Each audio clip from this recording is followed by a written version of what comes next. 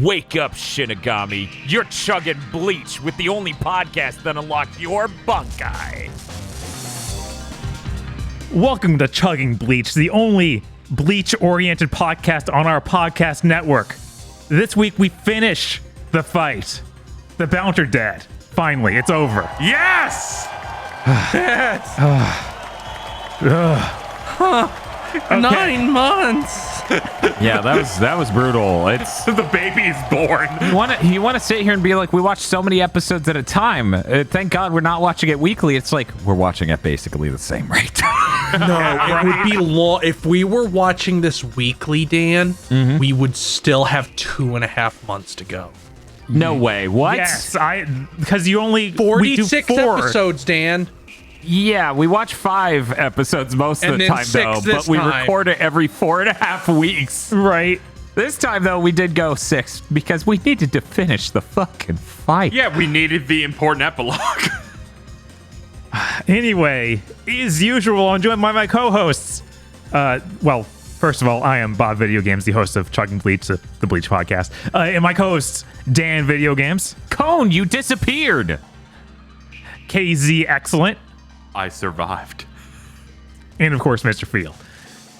I'm gonna get real mad at parts of this. What? No way! Don't worry, we'll be right there with you. I should have changed my intro phrase to a future with no wars. Anyway, we watched episodes 104 through 109 to finish the fight, to put that nail in the coffin and never look back. Yeah, and to show you the true power of the Jokai crest. Before we get to that, though, Feel, how can they get this podcast early and maybe get some other benefits? Well, if you'd like to get this podcast early, you can go to our Patreon at patreon.com/gbpodcast. For as little as $5 a month, you have access to many benefits, such as early access to this podcast, Chugging Bleach, where we review all of Bleach. Yes, even that. Extended armchair dev pitches and gamer premonitions when the format of those shows forces us to leave ideas on the cutting room floor. And a patron exclusive show, one per month, where you get to listen to what good or bad thing we have to watch and talk about.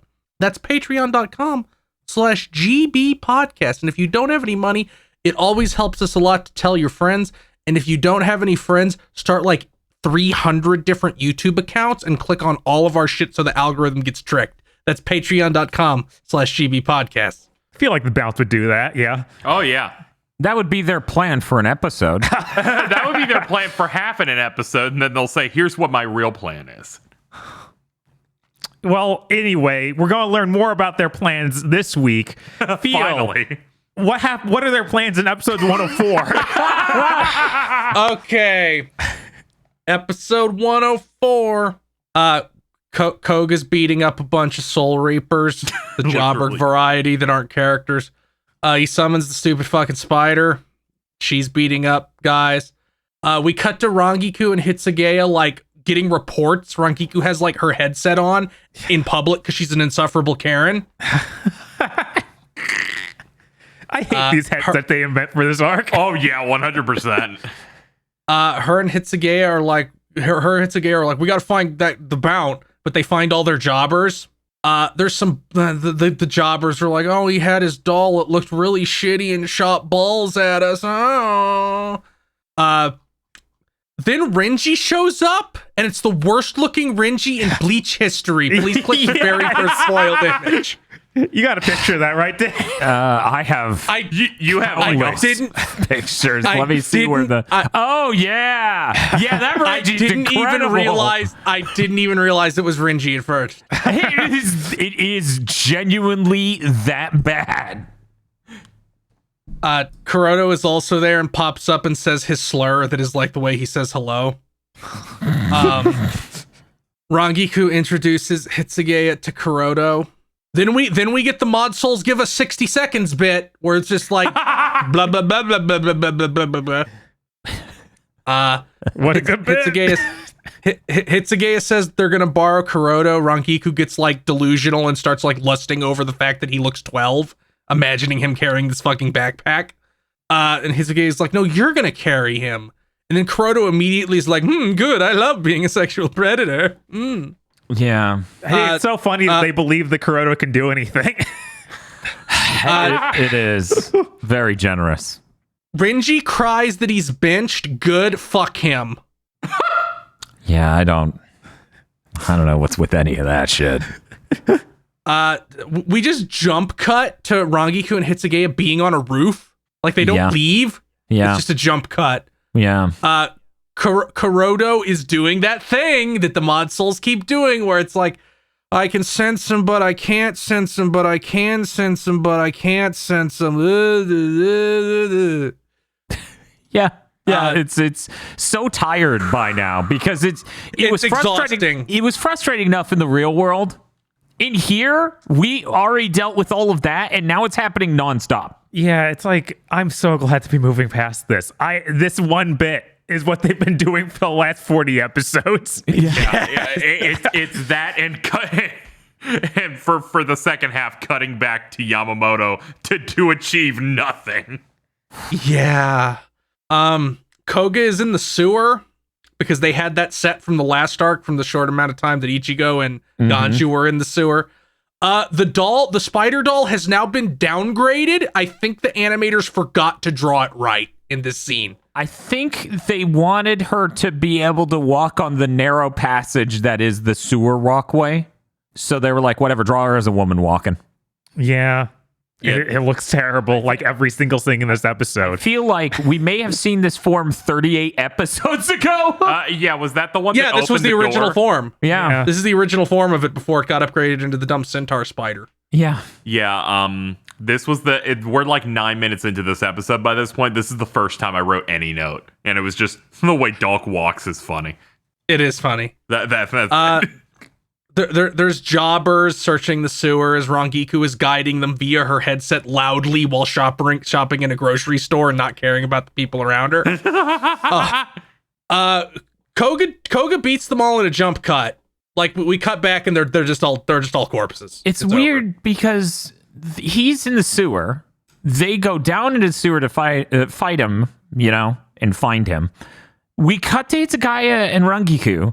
And when we cut back, he fights them above ground? Yeah, the only thing he does in the sewer is realize that he's going to be found in the sewer, so he immediately busts out and fights them outside the sewer. They don't show him leaving the sewer. He's just already out of it fighting them. Yeah, it's so bizarre, and he just decimates them, and then we cut to Hitsugaya and Rangiku discovering what had happened, and fucking Rangiku's chin is going full Dorito Senpai as it becomes a dagger she can stab people with. Yeah, this is really rough.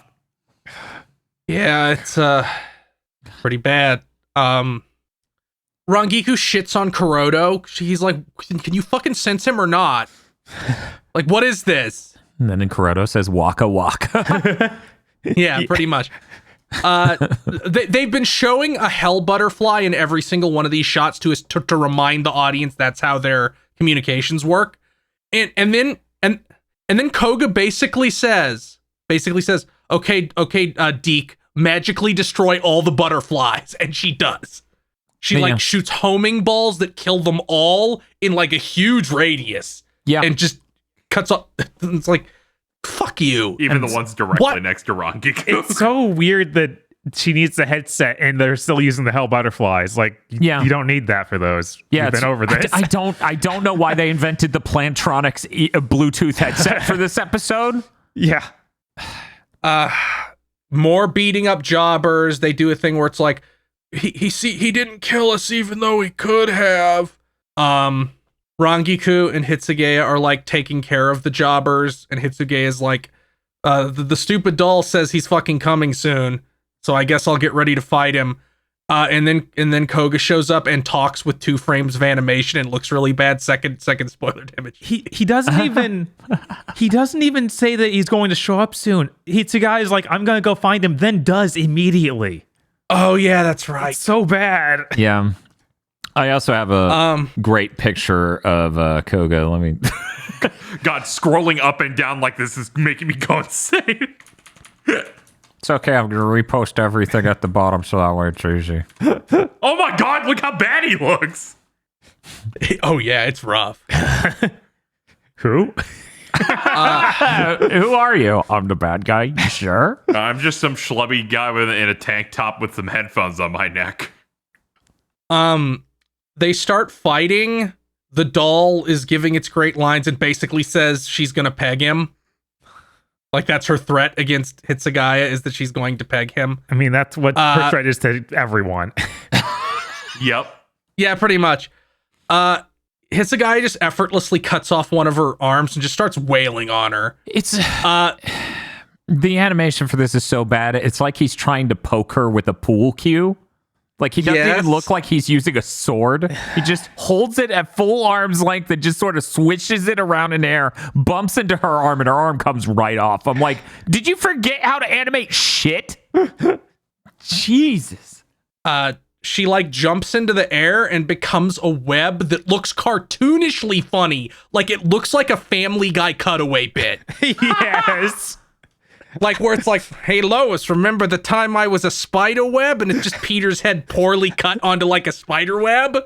Yeah, like, this is a superpower they pull out for this one scene. It seems to help her, like, not at all. It looks horrible. She's like, I'm gonna capture you in my web and ship you to Jeffrey Epstein's island, kid.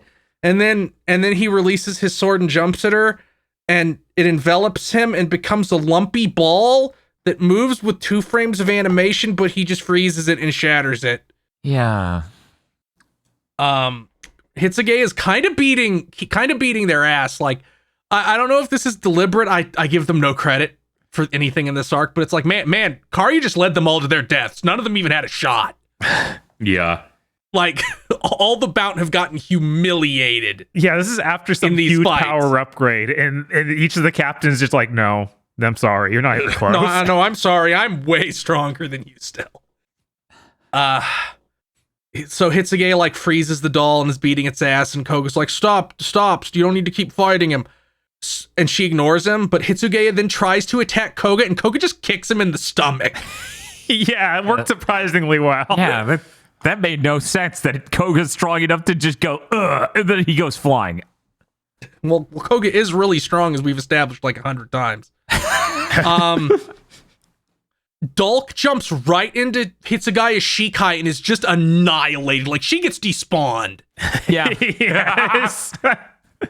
She's like, oh fuck, oh Jesus, and then she turns into ice and her face breaks off, and then Koga stares at it. I'm like, this image rules.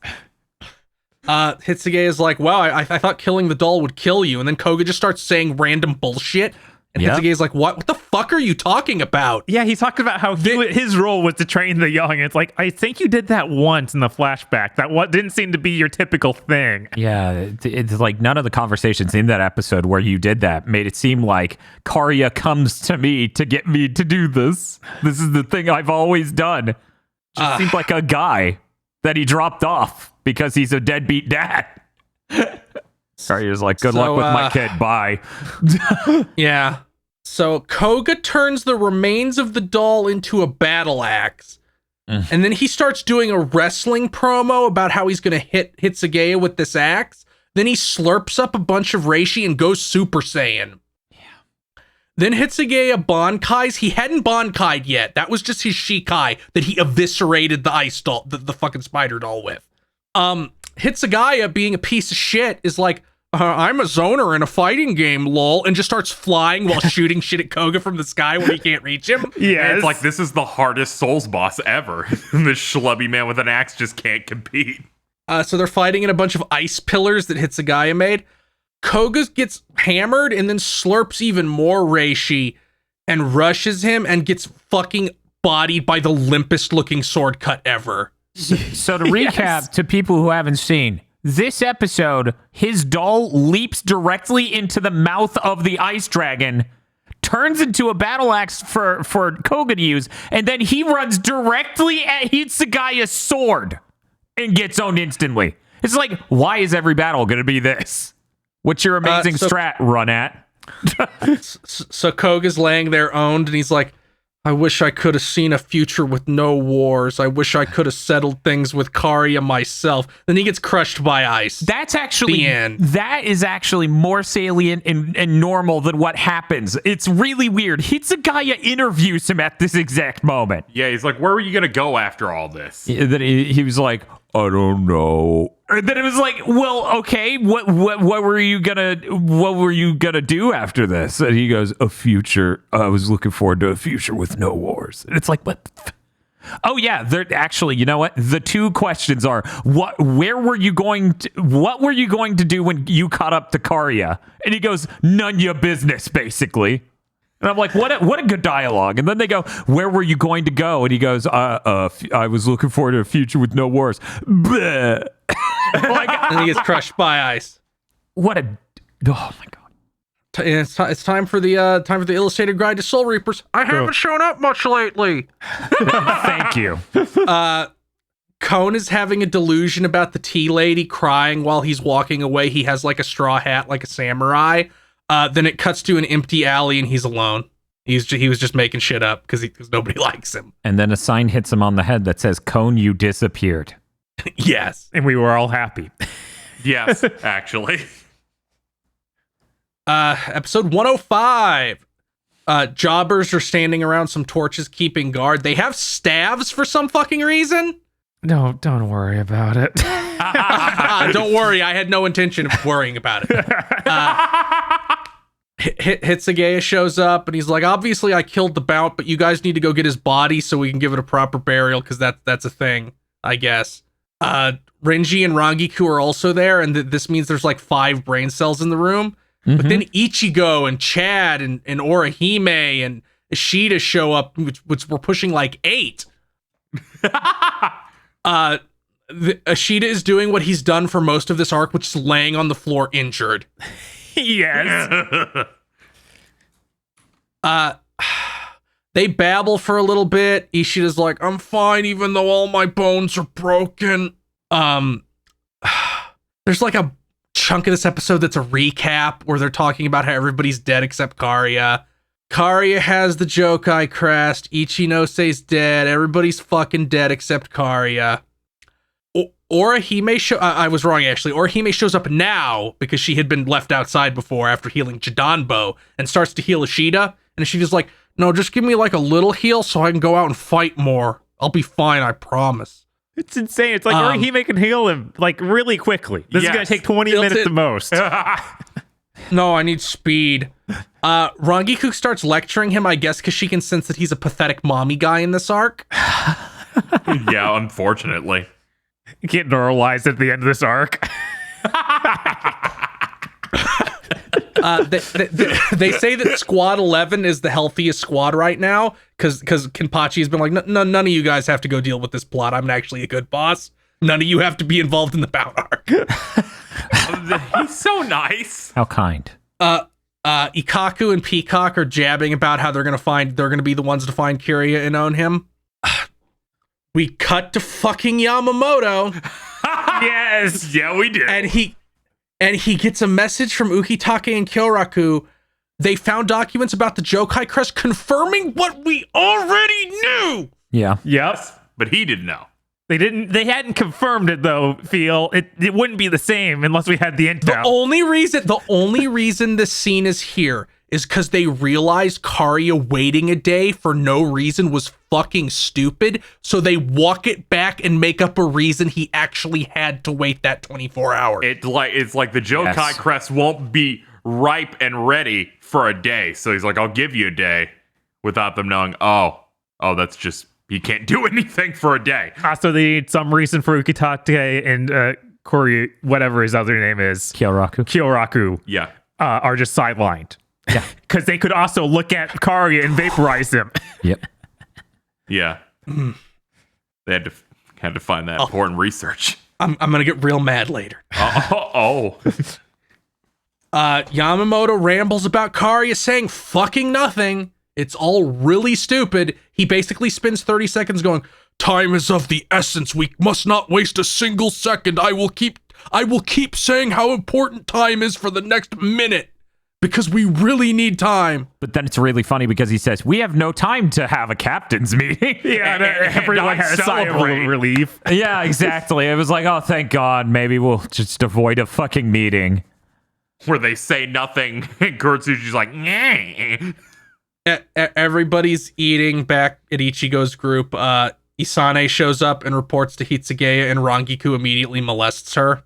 And we cut to the next day. Yeah, it's like time is of the essence. Let's do nothing. Okay. For like 8 hours. Yes. Karya's hanging around on a rooftop for no reason. Rantau shows up and has a fucking gun. Yes. That's real fucking good. She just shoots him, and this shit, she has like the acid rounds from RE3, because this shit hits him and rocks his shit. Yeah. It's like one of those like those grenade launcher. I feel like Karya dealt with like Keto from Byakuya better than this. I think he dealt with Byakuya in general better than he did with his gun. That's good gun. Kiria asks her how she found him, and if she could find him, why wouldn't she tell anybody else how to find him? She looks at the camera and says, "Bad writing." She does in fact say that. She seemed like she had a shot for a second, but then she sees all of Karya's. Oh God, oh God. So she seemed like she had a shot fighting him, but then she sees his douchebag tribal tattoos and has to endures the worst attack in all of Bleach. She goes into a fucking flashback. A Bount flashback. Blah blah. Bount have powers persecuted. Blah blah. See, none of this actually matters. You know what really matters about this part of the episode? It begins the single episode long, completely inexplicable Mustache Arc. No! Out of nowhere, we introduce multiple people. We're just like, look at their mustache. I was able to watch you screenshotting. I'm like, he's doing it on every mustache for some reason. Because it's like, there aren't that many mustaches in Bleach. Yeah. And then in this one flashback, they're like 3 guys. That's how you know that you're in the past. Yeah, because everyone at Central 46 had a mustache. That's why Eisen had them killed. God. So Rantau wanted to help the Bount and is like, I'll get you protection from Soul Society. Until then, you can live in this weird city underground I'll help you build. So she goes to Soul Society to get them protection, but instead they arrest her and beat her with sticks. They had dowel rods. Yeah, I was like, what are you doing? The Soul Reapers are like, we can purge the Bount because they can never get here. Lol. And then do genocide. Yeah. And they're like, thankfully you put all of them in the exact same cave. Rantau rushes back to help and finds a child who is obviously Karya. And when you take that into account, the him marrying Yoshino shit, this arc is getting fucking weird. Don't worry, they forgot they did that. Yeah, they did. So they forgot a lot of shit, as I'll point out later. Yeah, I mean, we're coming up on it right now. Oh boy. She's running from the Soul Reapers carrying him. She sends him off with a weird square amulet, which we have never seen before. Yeah. Which is let them develop into like getting their own dolls 100% of the time, because only some Bounts had dolls. It was a thing where like it would release, where it's like that one kid's getting stoned and then the giant rock monster just appears and just starts punching. See, in that episode specifically, 105, they made it sound like this will give them the power of dolls. And then later they're like, it will help them unleash it. Of course they could do that before. I'm like, so the amulet really isn't, but the other guys, but the way the episode said it was like it'll let them fully control them, and I'm like, okay, why do we have to be so granular with every detail on how Bounts work in this show? So we get like a flash forward, and Karya is like we get the wood flash, the forest flashback where Karya is Witcher core, and there's the one dude with like swords on his head. And now they're fighting Soul Reapers, but both other times we've seen this set piece, it's been Quincy's. Oh my god, they were fighting. I forgot that's what that was. Yeah. So and while she said all this, Karya was just healing from the grenade shot. She's like, I want to save the Bount, and he says, but they're literally all dead. I mean, she only succeeded in saving him the first time, so I guess saving him again would be enough. Yeah, well, that's a win, I guess. She even says something like that. Where she just goes, even if I only save you, that's a W. Yeah. We cut to Ichigo and them sleeping. Ishida has done that thing where he sneaks off again. Yep. Karya says, "You're fucking stupid. Every Bount is dead but me." And Rantau says, "Yes." And then Karya blasts her with wind and owns her and her stupid fucking gun. That's the end of the episode. Illustrated Guide to Soul Reapers. I'm hungry. I'm hungry. Yeah, I also wrote that down. Good. Rangiku is cooking Squad 10's special dish and adding lots and lots of bean paste because Orihime likes it. Everybody else hates it because it smells bad. Shuhei 69man is serving it because he can't smell, I guess? I guess. Laugh. That's the joke. Episode 106. We start in the fucking flashback dimension and baby Karya is watching like a dolly zoom on Rantau. Fucking Sam Raimi presents the Bount arc. Rantau's talking about how Soul Society will totally help the Bount. Baby Karya is sitting next to like a cave, the lake cave, and Rantau approaches him to groom him because apparently that carries over through her souls to Yashino. This arc is fucking weird. There's so much of this beginning flashback. It's like, this is the same flashback. You're using the same scenes from last episode. You just did this. Why? Yeah. He taught but this is Karya's flashback, and the last one was Rantau's flashback. They're just at 80% the same footage. Yeah. He talks about the Bount building their dumb underground city. Everybody trusted the Soul Reapers because of bad writing. The Soul Reapers attack and start slaughtering everyone. These Soul Reaper jobbers are really competent and can easily kill all these dolls and Bounts. Yeah, well, I mean, they have giant tuning forks. Yeah, they're killing them with the tuning forks. We're from the last arc, the seal people. It's like, you don't even know what this is, do you? You just gave them this thing you had in the production. Yeah. I'm gonna be honest. I noticed they were tuning forks. Forgot they were in the last thing. They're not. They're like shit from like Edo era police. Like these are like disarming weapons. Baby Karya runs in the dark and screams and is hiding in the cave. Rantau finds him and helps him escape. She gives him that amulet, which fucking does whatever ambiguous thing it does. It don't. God. Yeah, go on. So the Bount that escaped are wandering in the desert like the Jews. Yes. Karya has some like stuff that like Bounts were really strong with Reishi, but couldn't defend themselves. So Hollows just ate us like candy, which would have been a neat thing to establish before the very fucking end of this arc. Yeah, it sure would have made sense as a struggle. Yeah, because otherwise it felt like they had no struggles. It sounded like people in a village were mad. That was it. Yeah, man. A Hollow attacks Karya, but the amulet activates and kills it. Then Karya turns into a Castlevania boss and starts levitating as his hair turns white.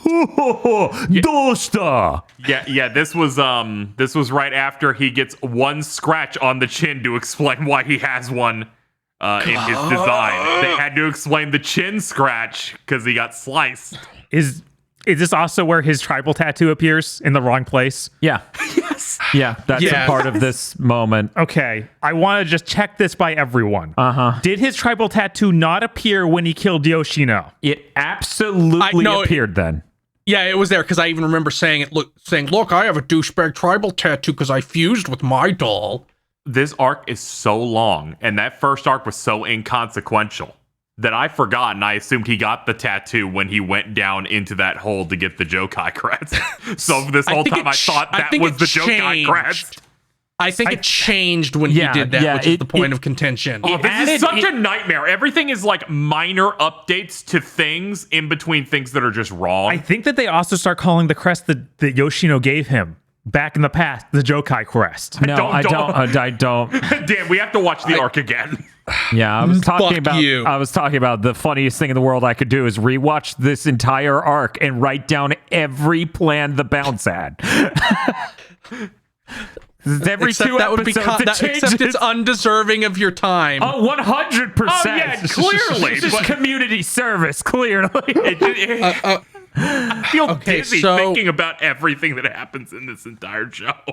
So Karya is talking about how he thought that he could make paradise for the Bounts over footage of baby Karya killing Hollows. And then it's like, but people feared me because I was such a super Chad with a colossal cock.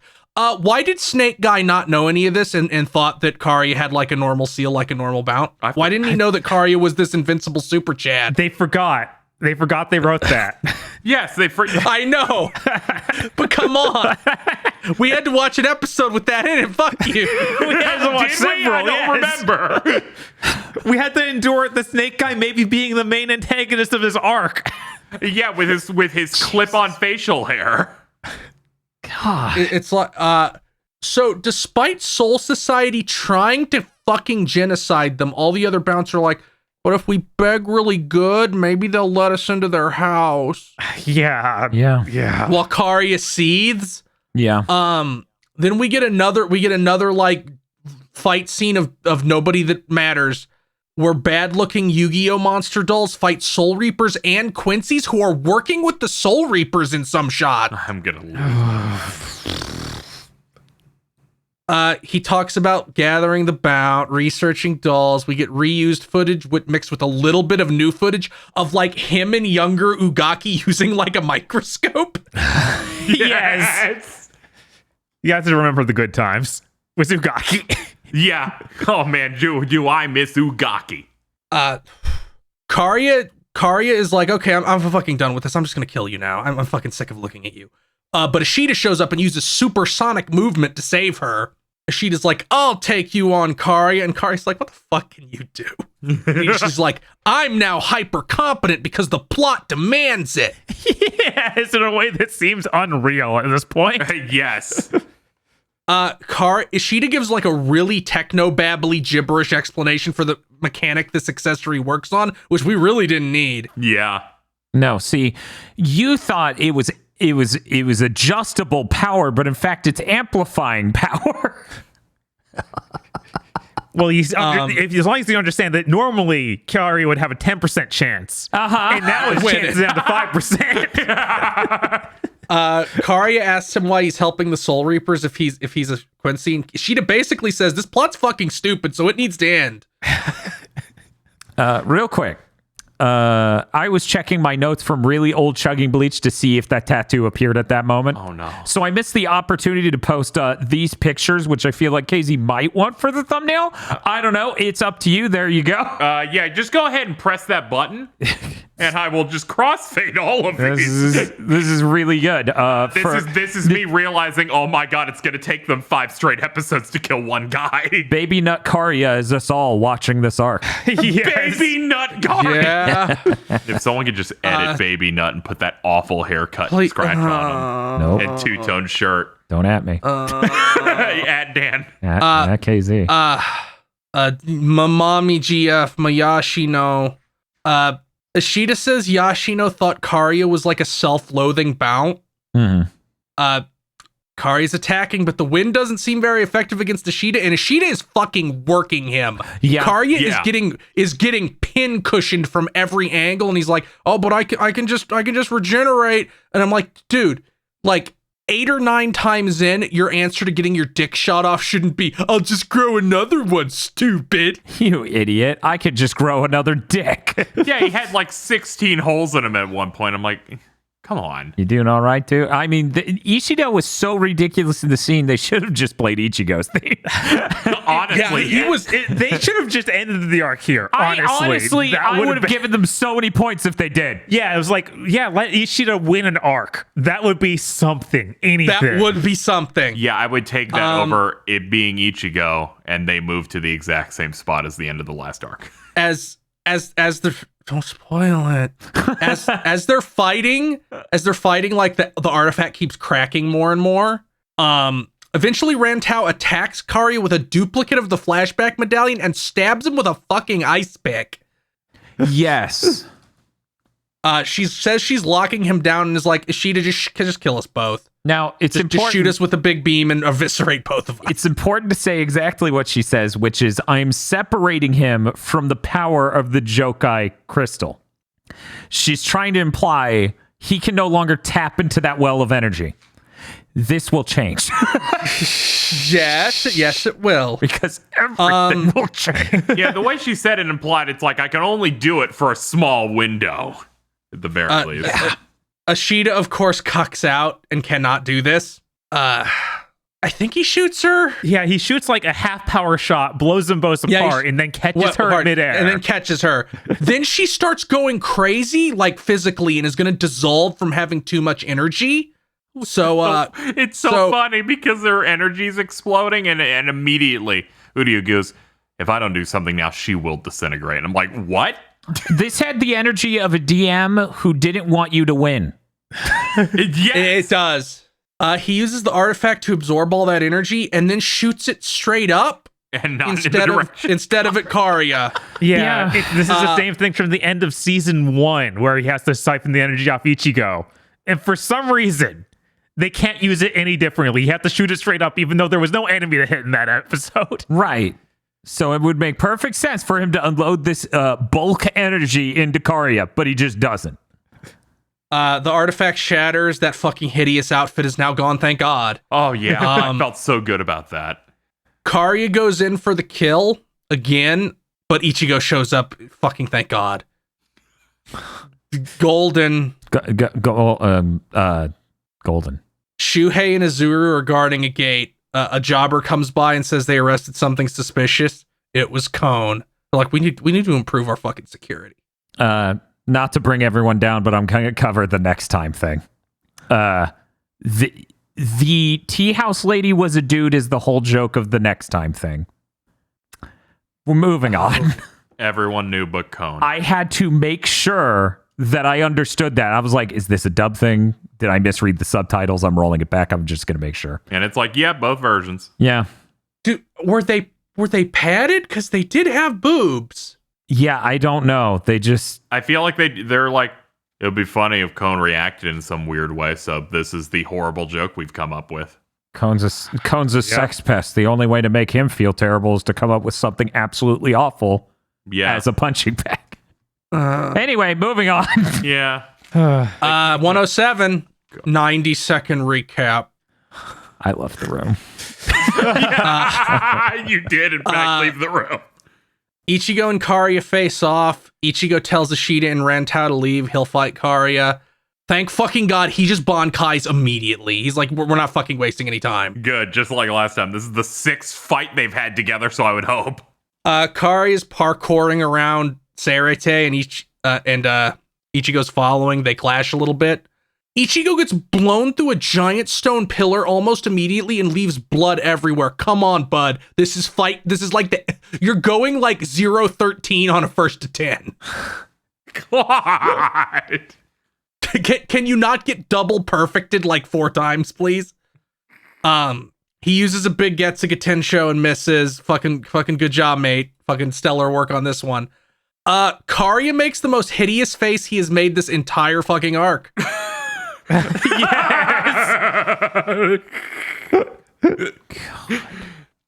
I love this face. We cut to Ashita helping Rantau around in the desperate hopes he can get sympathy pussy. Orihime and Chad show up with the mod souls, and the mod souls ask why his dumb thing didn't explode, and Ashita gives a really terrible technobabble explanation that does not fucking matter. Leland lectures him for running off so much. Hitsuge and Rangiku arrive and ask where Ichigo is, and they find out he's fighting Karya alone. They want to go help, but Rantau has to stop this plot from easily resolving. Yep. Rantau says that the problem isn't the Jokai crest that Karya has, but several other Jokai crests which are buried all over Sarete because they were actually power reactors, which means this has changed from Karya will blow up to Karya will blow up and make all these other things blow up, so every other character that could conceivably help Ichigo fight has to go seal these reactors. Yep. It's terrible. The count of how many there are changes on the fly. Yes. Yeah, they say it's like 11 or 12 now. Later, it's 30. We get a 30-second mod soul shtick. Cool. Rantau gives everyone a map of where these stupid fucking reactors are. Orihime, Chad, and Ashita, none of whom are combatants at this point, go to watch Ichigo fight while everybody else is stuck in the reactor hole. Yeah. Because having even one of them show up would just end the fight, and we can't do that. Jesus.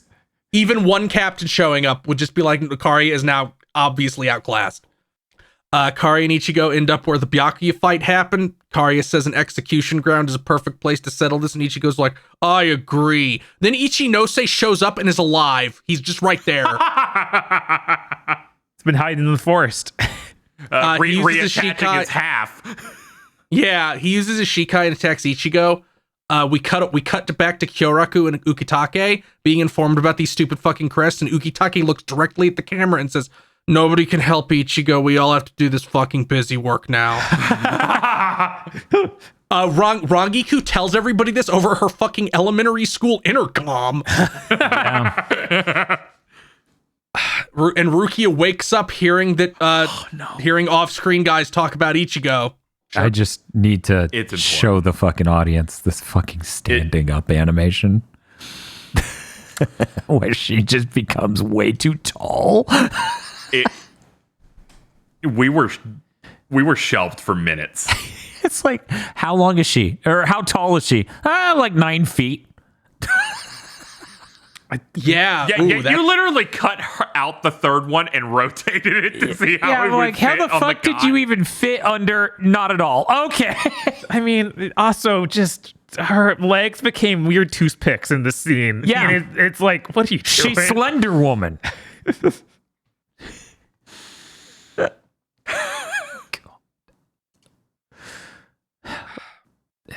Does anyone know why the animation quality went to absolute shit during the ending here? It's filler. Yeah, every single person, it was like, we got to work on the part that people care about comes next. Yeah. Yeah, that's literally what it was. Like, remember, there was that chunk of episodes where they have all the pointless fights against the Bount where it looks like shit. Then it gets a little bit better for a while. Now it's bad again because it was like, movie. Okay, we're done with the movie. Now we're getting ready to work on canon content again, so we need to give our A game for that. And this can look like shit because nobody cares. Yeah, you'll put like animators on something, give them like ideally 8 to 10 weeks, but sometimes it could be like a month for like certain things. And well, these last 5 are really bad, so clearly they're just working on stuff that's coming up later after exhausting themselves on the last set. They had, I guess, a couple of cool looking shots. Ichinose asks Karia what happened to everybody, and he's like, they're dead. He seems depressed. Ichinose powers up again and attacks Karia, and he says fighting Kenpachi reminded him that he wanted to change the system from the inside. What a little bitch. Yeah. He says he asks Karia if Karia wants to destroy Seirate so he can build it into something better instead of just destroying it for revenge, because if he's destroying it for revenge, he'll have to kill Karia. Karia effortlessly impales him and says, thanks for buying me time, Lamau. Yes, now the Jokai Crest power has spread throughout his whole body. Ichinose cries out Karia's name while dying, and Karia just blows his corpse away like debris. Yeah. It's so pathetic because he has the sword to his neck and sees him begin to try and stop him. And at no point it's like, just do a horizontal. Just do it. No. We get a really horrible foreshortening perspective shot with Ichigo pointing his sword at Karia. Yes. Yeah. It's his mini little baby sword. Nice box cutter. Ichigo's pissed. And Kari's like, let me tell you a secret, Ichigo. I've always been a violent incel with no friends. Man, I'm shocked. What a brag. Karia calls his doll, which I thought he fucking fused with, I guess not, Messer. A tornado appears in his hand and a big dumb wind sword gauntlets there. He says, now, Ichigo, you can't even get close to me. And they clash blade beams. Yeah, Messer is the true form. It's a dustbuster. Yeah, pretty much. It looks like an attachment from Mega Man NT Warrior. It literally looks like that thing from Smash that blows wind. Yes. God. We cut to Rukia stumbling towards the fight. Renji finds her and she catfishes him into taking her to the fight. She's like, we have to go to the Sogyoku. It's important. I have something to do. Okay. I'm like, oh, you promise? Oh, man, I can't wait to see what you have to do over there. Golden. Shuhei and Izuru took Khan to where Ichigo was. He has a delusion about how Rangiku and Orihime will be so happy to see him, but nobody is there. And the other two just leave. Everyone laughs. Everyone leaves Cone. 108. Hooray. We open with Ichigo getting pile driven into the fucking floor. Yeah. Oh, good. Karya reiterates how spiritual pressure works, but we knew that. We knew that it's like, oh, you coat yourself in the spiritual pressure and it protects you. We knew that. Oh, God. You found it. Mm-hmm. Ichigo says he's figured Karya out and attacks, and he does the after image thing where he's really fast, and he says Karya only attacks during openings, so he won't leave any. Yeah. And then he becomes like white on rice. Yeah, he attacks from every angle really fast. Karya uses his own spiritual pressure to protect himself, which destroys his terrible jacket. Yeah. And then he's like, well, his tie's half destroyed too. And then he throws that away. And I'm like, oh. Nice character redesign. Karya says he'll now use his true power. Yes. So true. Yeah. And reveals his wind doll is actually a lightning doll due to storms and makes a giant fuck off lightning sword.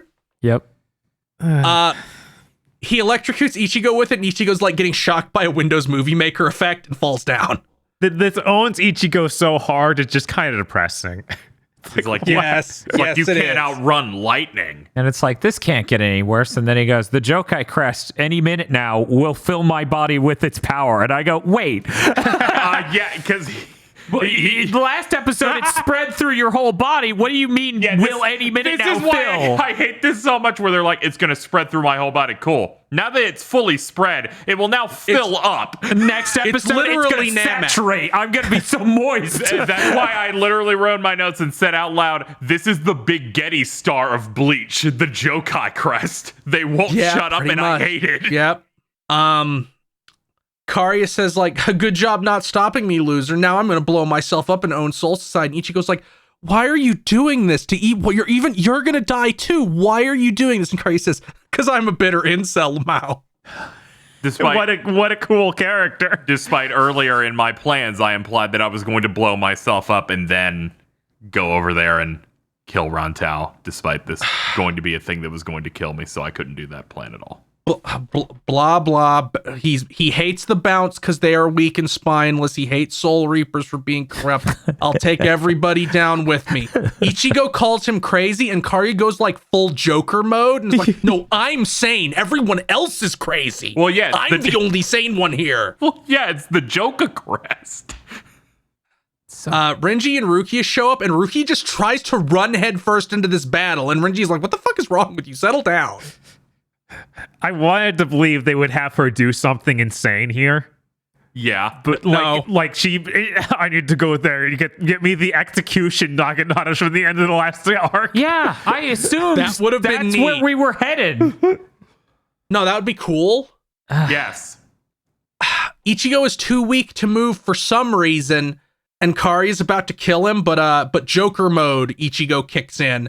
For 10 frames, the mask doesn't even show up. Yeah, just an eye color change. And Karya also knows about this? Fucking how? Did Koga let him know after Koga dealt with him? Who knows? Who cares? Karya's like, well, I could kill you again, but I'm just gonna have some more soup. And he starts slurping the soup. But then he finds that he's too full and can no longer drink soup. Yes. And he's like, wait, Rantau stabbed me with that ice pick and it didn't do what she said it would do, but it did fuck up my ability to absorb reishi. It didn't work temporarily or separate me from the Jokai crystal. It in fact stopped me from absorbing reishi and was permanent. We get a shot. We get a shot of him.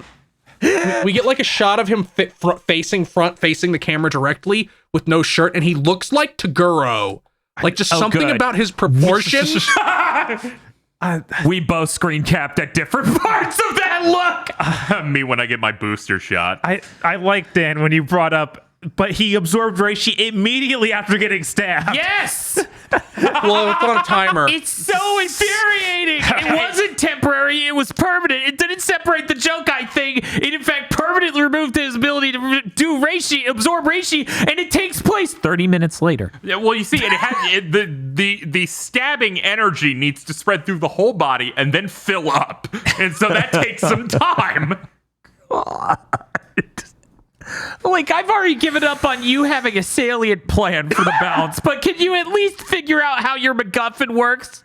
Surely he has a salient plan. He has 85 of them. Keep your fucking MacGuffin straight for even 2 episodes. That's all it needed to make sense for. No.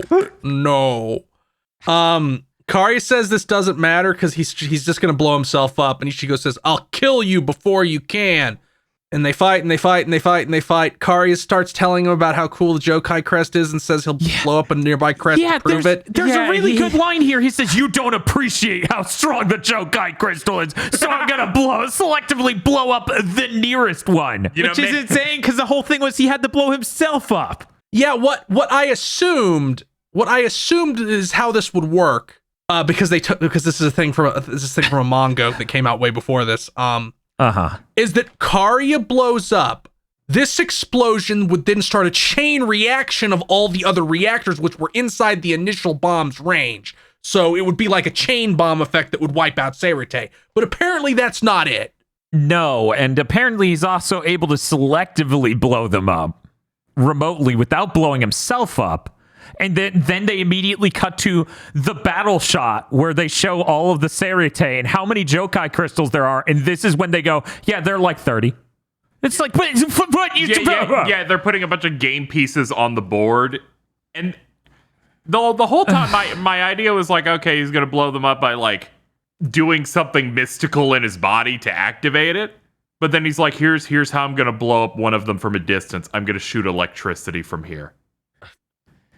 We'll get there. That's a little bit further and even more infuriating. This is all muck. Okay, it feels like tumbling downstairs for the rest of this episode.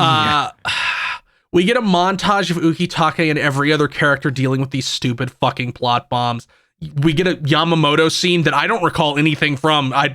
Fuck you. It's just nothing. It doesn't matter. Ichigo and Karya keep fighting. Ichigo's still getting bodied. Karya T-poses into the air like fucking Poochie. Yes. like he just flies straight up with no animation. They like just highlight, drag up. He shoots out lightning to blow up a random one. Byakuya is there and uses his Bankai to block the lightning. He also attacks Karya and Karya blocks it but is seething, and Yoruichi also shows up. Karya says he'll just kill everyone and that's what he planned to do anyway. And then Ichigo's like, I'll fight you by myself. You guys stay out of it. So they keep fighting. Byakuya and Yoruichi. Actually, they literally... Go ahead. They explicitly say, we can't fight him. The plot says so. We have to stay here to block any more lightning he shoots. It's like, if you all join the fight, he won't shoot lightning. He'll be dead in 4 seconds. Yeah, no, it's like you literally have like 3 of the most powerful characters in your universe standing right here staring at him with their thumbs up their ass. It's like, what's happening? I made jokes throughout this arc in episodes that Yoruichi only shows up during the end of plotline checkpoint. I can't believe it happened again. Yeah. Like, I was like, I'm kind of half joking here, but it happened 3 entire times. Karya says he only has one option left, and then he starts to glow red and power up. And Yoruichi says he's tapped on Reishi, so he's drawing on the Jokai crest to keep fighting. Okay. Karya reiterates the stakes. Cool. He bodies Ichigo again and goes in for the kill for the 1,000th time. But Ichinose's sword flies in from nowhere and deflects the lightning away like Metal Gear Solid 3. I think the idea is when Ichinose died, the sword landed on that rock at the top coincidentally. Yeah, and like the parts below it like blew up by this point, so it feels like it's an elevated thing now because of their fighting. Yeah, but it's supposed to be meaningful. There, yeah. Ichigo powers up again as the rest of Team Karakura Town show up. Rukia says Ichigo is also like a Bount making Bount face Mark II. I started screaming. Yeah. Yeah, it's like he considers himself the same as them in a way. He is shackled to two different worlds. We get a lot of that. Ichigo says he's gonna do a big attack. Karya says I'll also do a big attack. Karya says the Jokai crest is backed by the power of all of the Bounts, and I go, no. Yeah, Ichigo. No, and also you said you are not allied with anyone. Well, yes. They rip off the opening of Guilty Gear X, where Soul and Kai Kisuke do their supers into each other. The colors are even the same. Yes.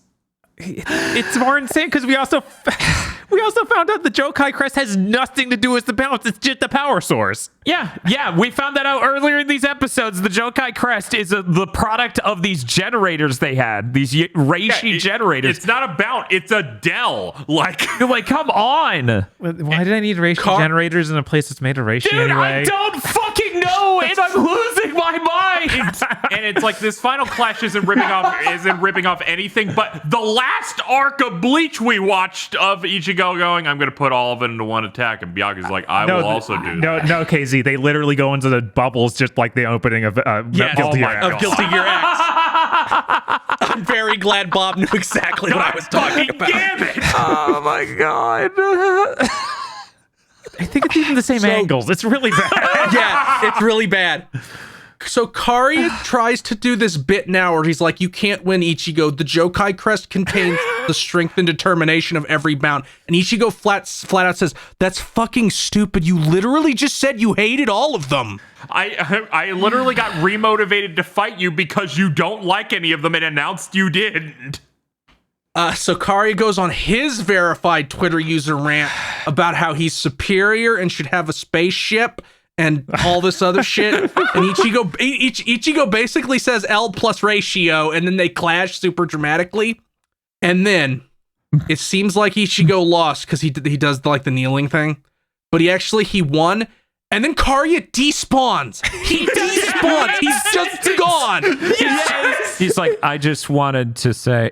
He turns to sand. Yeah, and his pants fall down. He literally goes. In the series. He literally goes. I guess it's too bad I won't get to see if you go down the same path as me, and dissolves in 3 frames like it's Resident Evil 4. The dude just went. It's so fast. Just literally.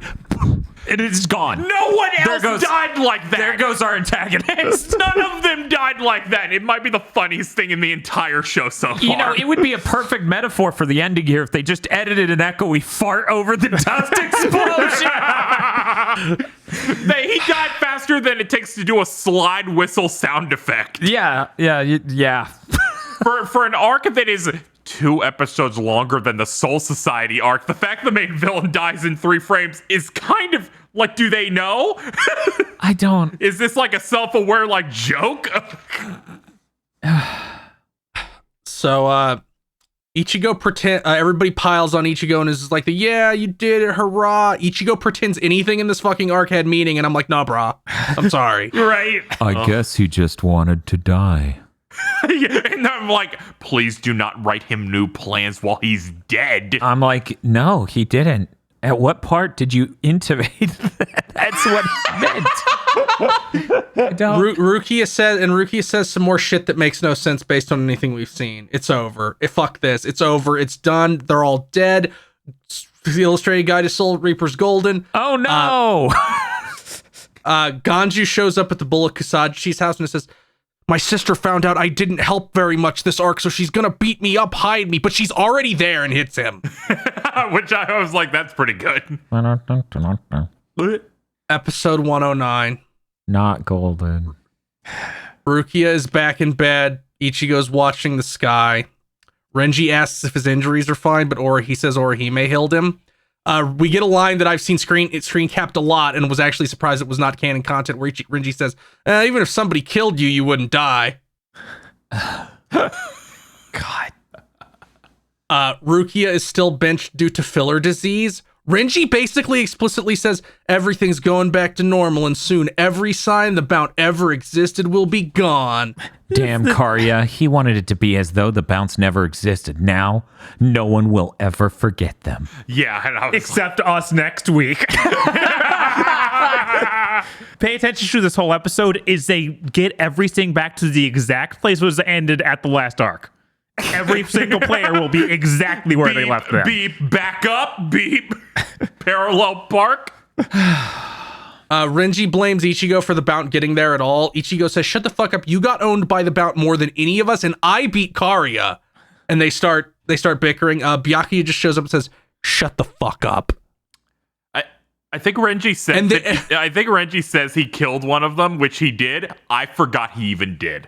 Yeah, the one hiding in a rock wall. He killed Ugaki. I forgot that it was like I killed him, but it was in a weird way that makes my sword never work anymore for the rest of the arc. Byakuya is also like, hey, asshole, guess what?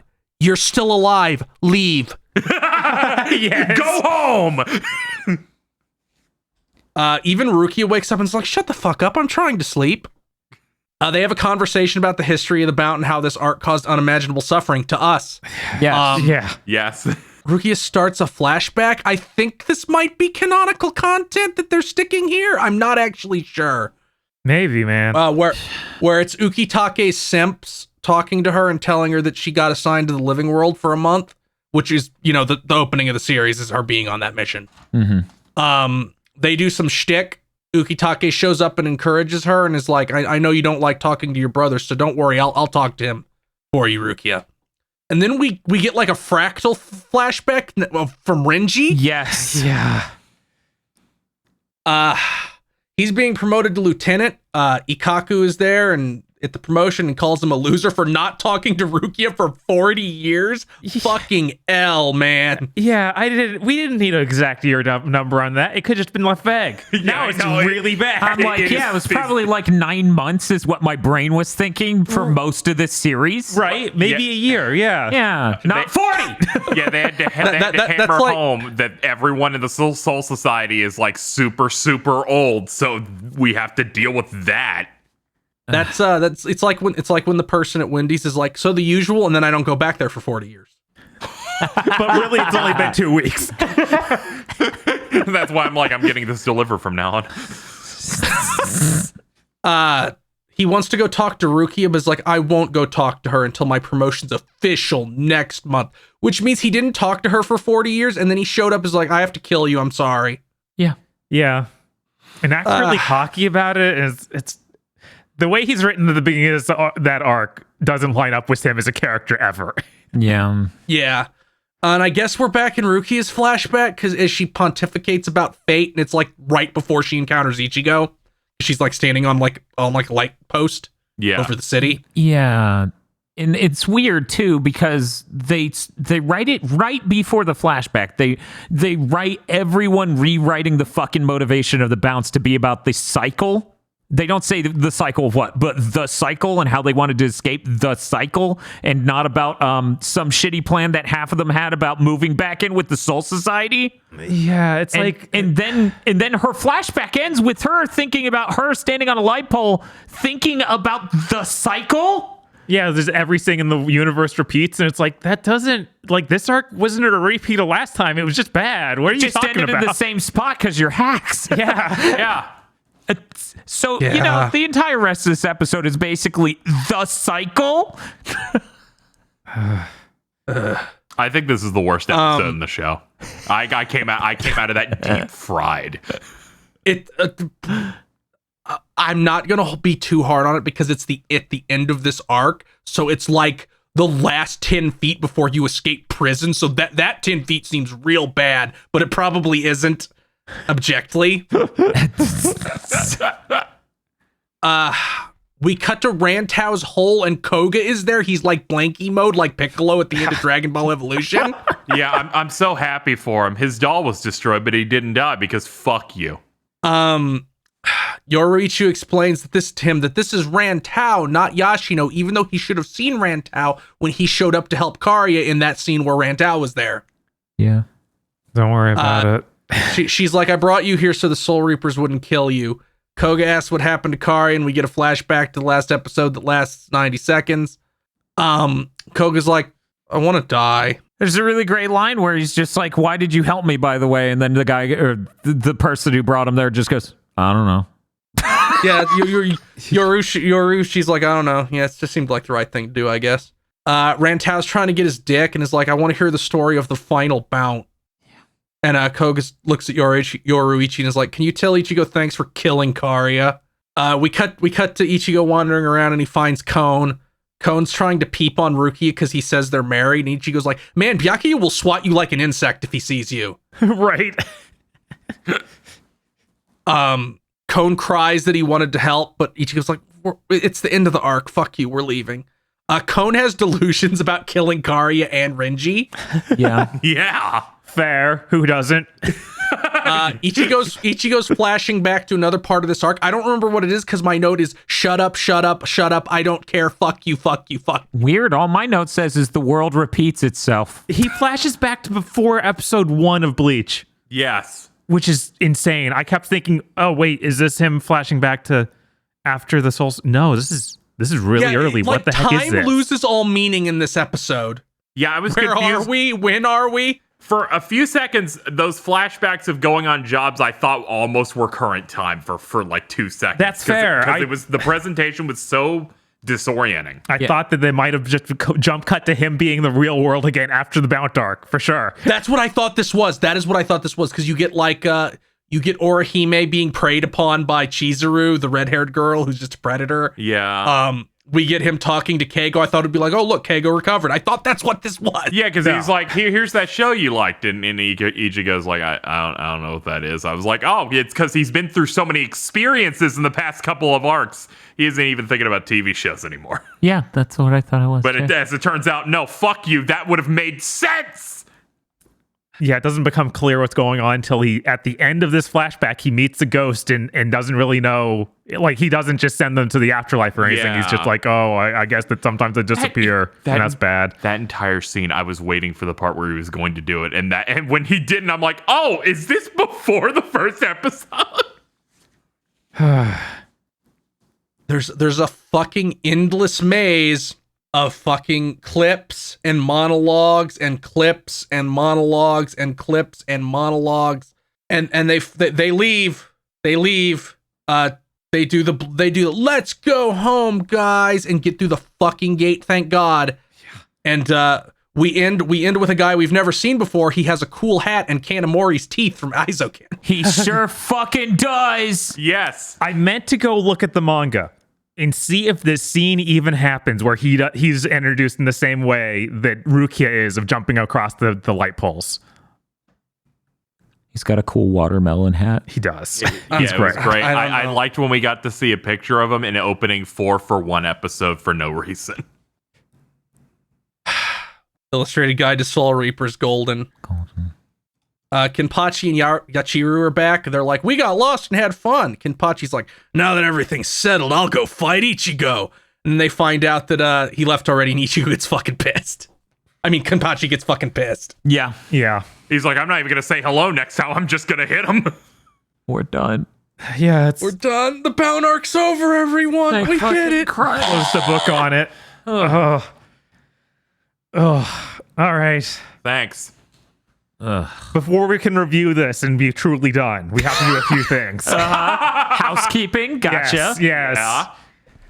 We've got to do the best rest segment, which I know this is the slimmest picking it has ever been. Yes. Absolutely. Yeah, it's going to be pathetic. So Theo, who is the best dressed here? The guy at the end that looks really cool. Damn it! You just gave him the whole thing. Yeah, I did. But that's okay, KZ. You get to go next. Okay. Hitsugaya, when he's all Bankai'd up and then his arm has the dragon on it, it makes him look different than he does normally. I just wrote down Hitsugaya in his normal outfit. Yeah, which is basically what that is. Dan. Rangiku's wearing that one outfit in the intro that's black and white and looks pretty good. I screen capped it so that way people would know. Dan? What is this? What is it? Right, there you go. I'm just gonna. That's when. Yeah, she's on screen for 5 frames. There we go. Dan, Yeah. when you said Rangiku, I'm like, are you going to count Rangiku, but she wears a headset? No, I'm not going to be like Rangiku sporting the stylish Plantronics wireless headset. Holy shit. But yeah, this is a nice design. It's been hard to get a frame of it because it's on screen for such a short amount of time. And this intro has a really bad habit of putting text All over people who are wearing good outfits. I think that on these Blu-rays, we can watch the textless intro. Ooh. Pretty sure. Oh, man. Should be in those little extras. I should have done that. All right, I guess I have to pick now. Part of me wants to just give it to Kago in his regular school outfit. But Bob, if I might recommend wide-eyed open. I'm not gonna take wide-eyed open Rukia because that's horrifying. It's great. She's wearing a bed. I'm gonna give it to someone else who's in the intro for 2 frames. Okay. Oh. Yoruichi in her, like, she's got like a mini biker jacket yes, and leather pants. It's pretty good. it is really good. That's a shame. You're not choosing Shit his pants baby nut. No, he is as dripless as one can be, pretty much. He's dripping all right. Like we're running, we have no material left. What do we do? Bount babies. You know, there's technically one more person that could have been chosen, but everyone chose, right? Yeah. The protagonist of Yakuza. Wait, did he show up in the next time? He's it to the next time clip. Oh my Yeah. god! I was sitting there That's bashing cheating. that button, going, "It's in it! It's in this episode." Yeah, you were like, this is where we'll find anything. Ichigo's dad always looking sharp. Yeah, before he gets hit by a car. All right, Dan. How excited are you to continue watching Bleach? I'm gonna give it a 10 out of 10. Very excited. Okay, It doesn't matter what it is. It's Very not excited. this. I'm so tired of crawling through. This filler arc has been the squeeze through of animes. It lasted 9 fucking months. I've been claustrophobic watching this. All right. Phil, did you bring any trivia? You don't have to. It's Yes, the I end of the did. He's got it this All time. right. Okay. True or false? Kubo originally intended Orihime's powers to cause her to sprout devil horns and a tail. I'm gonna say true. Bob, I'll say true as well. KZ. Sure.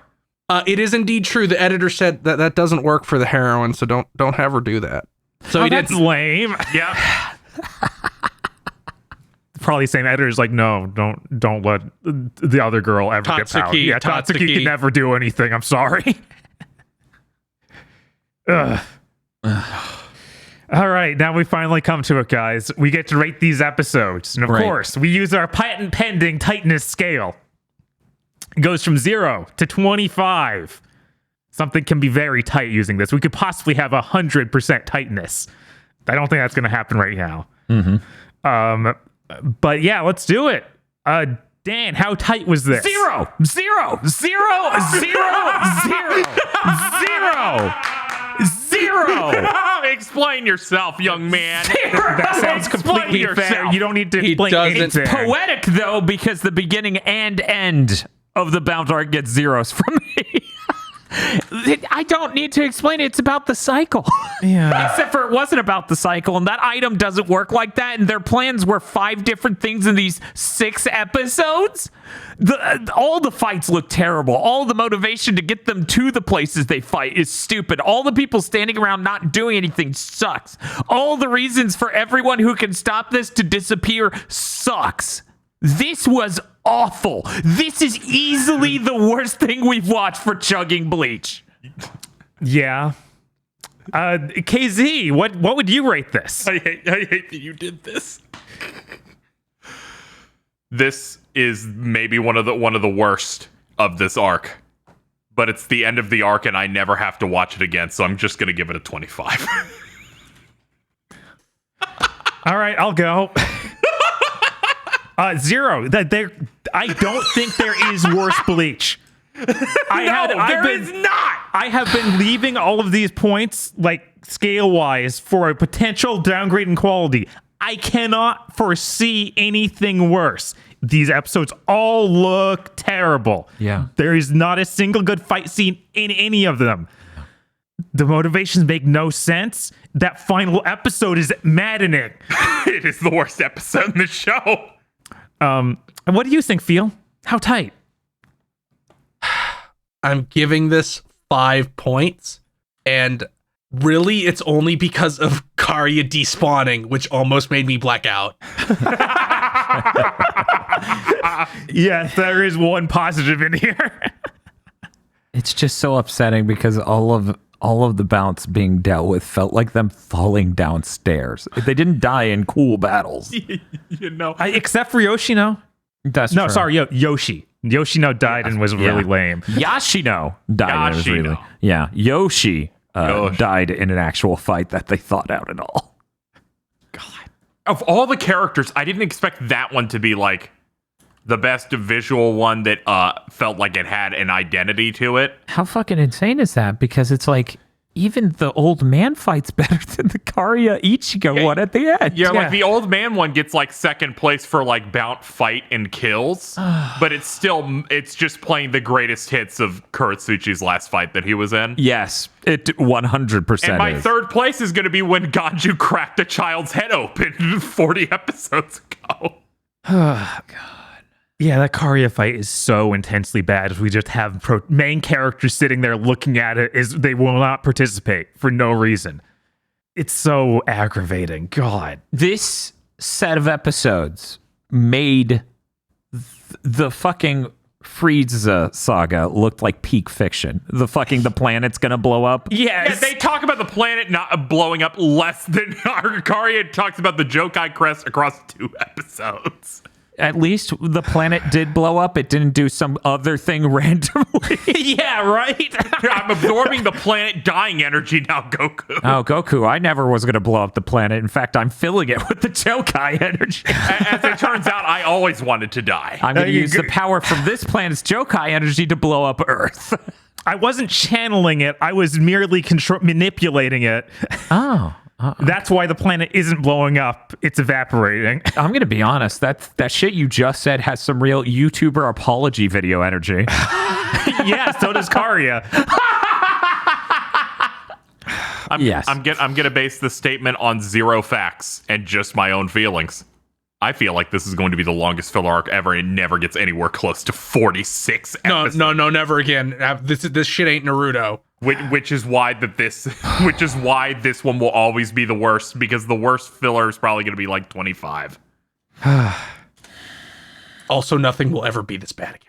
Yeah, there's almost no way. This is intense. This has just this set of episodes has redefined bad anime filler for me. Yes. Oh yeah, there's a reason people say this is the bottom. There will be more frustrating points they go into filler because they'll do it in the middle of an arc, but they will not make it this bad. They just can't. I just remember character designs in other fillers where I'm like, oh, that looks okay. That's interesting. It's not random dude with headphones. It's really shocking that Bleach survived this. It was just going too strong to stop, man. It went for almost a year. I know. Yeah. But there was so much hype around the manga and everything else happening with it. Yeah, and they couldn't be stopped. Yeah, like this was the situation with Kenshin where it's like, we went into a terrible filler arc after we did the best thing in the series. So there's nothing left to animate that's actually good. And the manga's over. Yeah, like this is following up an incredible arc of fiction. And people are like, we just got to crunch through it so we can get to the next thing. The next thing's cool, too. And the great part is because this Bount arc was so fucking oppressively long, we should have so much time before more filler. I hope so. I hope so. They really... I wish that back then they were doing the thing of, we're just going to take a break. Nah. Yeah, I wish that had always been standard. Yeah, that was... Yeah. It just didn't happen in those days, though. Yeah, they're like, this is the forever show. Anyway, I would love to tell you guys next time we will start the next arc. That's not happening. I'm very sorry. That's fine. We have a movie to watch. We're out. We of have the to watch ballpark. Bleach: Memories of Nobody. Which may or may not have some relationship to certain Kingdom Hearts content. Let's fucking go, baby! What? A connection between Bleach and Kingdom Hearts? I never would have guessed. There's no crossover between the fan bases of those two things ever. Oh, that can't be anything. Two? Bye. Yeah! Thanks for listening. Chugging Bleach as a podcast is only possible thanks to the wonderful support of our patrons over on patreon.com/gbpodcast. If you're interested in supporting us, maybe getting Chugging Bleach as a show a little bit early, or the various other exclusive podcasts we have, whether they're extensions of our regular shows, the Cursed Content by Committee and its commentary tracks, or Bless Blunt and Blub, head on over to patreon.com/gbpodcast and pitch in $5 or more. Thanks for listening, and we'll see you next time.